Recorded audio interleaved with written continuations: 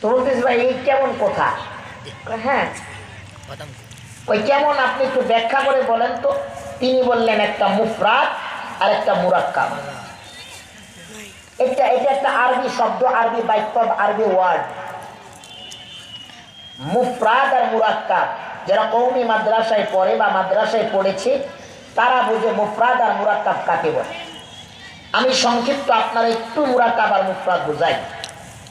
মুফরাদ অর্থ একজনকার সাথে যুক্ত হতে পারে না, মিলিত হতে পারে না, সে একক।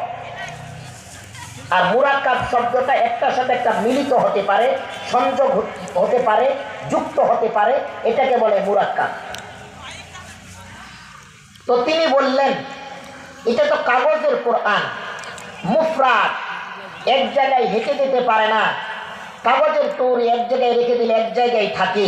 এই কাগজের কোরআনটা আপনি পুরাইয়া ছাই করে কি লাভ পাবেন?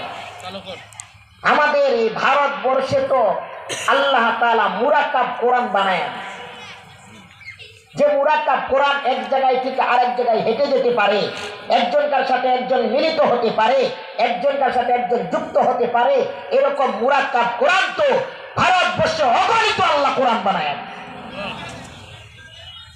তো বলতেছি এটা কেমন কথা? কই আপনি কি মুরাক্কাব কোরআন চিনেন?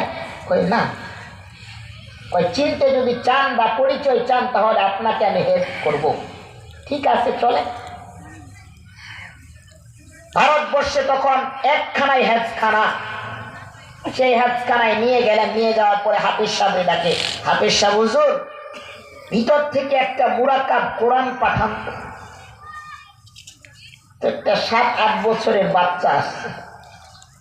ইংরেজ ব্যক্তি বলে ভাই এটা কেমন ব্যাপার? এটা তো একটা মানুষ, একটা বাচ্চা, একটা টিফলুন, একটা ছেলে, এটা আবার কেমনি